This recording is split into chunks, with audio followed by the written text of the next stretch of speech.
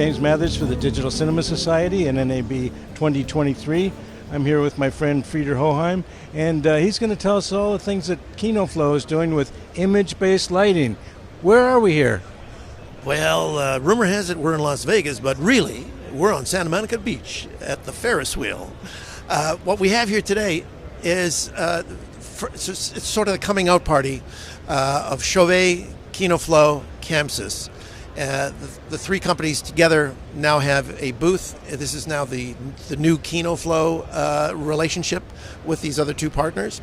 And we're introducing for the first time now the Mimic image-based lighting tile in its full glory. For the first time now, we've been able to assemble some 20-odd pieces of this technology, and as you can see behind us, we've got a video wall that is showing the Santa Monica Ferris wheel, and we're matching ambient light that is coming from basically a 3D volume where we're now coming in from the sides. We've sampled those sides, and that's what's projecting light on us. So it's as if we're actually on location being illuminated within that environment. We also have a ceiling up there that is providing the ambient light from above. Like on the Ferris wheel, when it gets dark, everything darkens, and when it gets up to the top and it's full bright, and it matches skin tones, right? Yeah, so what's unique about this system, it's, first of all, 7,200 pixels. We're non-DMX based. If this was a DMX based product, it would be 140 universes. We stayed away from DMX because of the latency issues with DMX. We want to be fully synchronized, so we can gen lock these panels to a VR wall.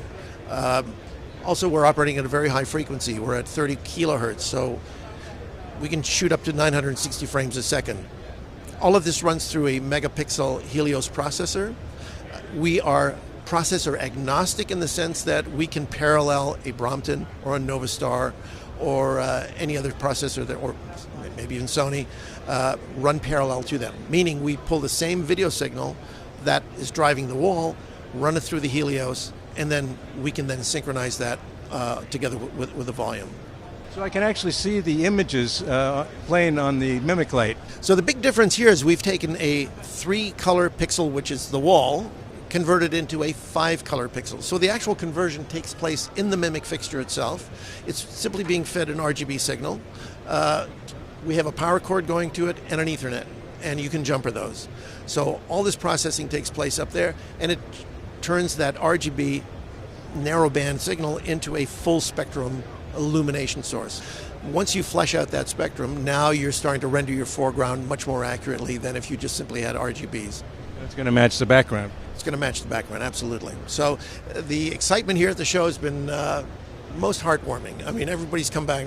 First of all, just the scale of this, it's nothing like Kino Flo's ever done. So this is a 40 by 50 booth.